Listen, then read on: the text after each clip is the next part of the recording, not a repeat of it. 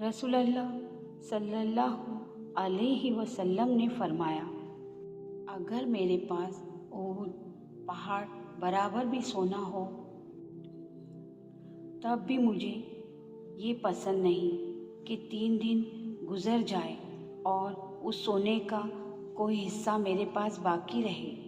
सिवाय इसके जो मैं किसी कर्ज की अदायगी के लिए रख छोड़ूं।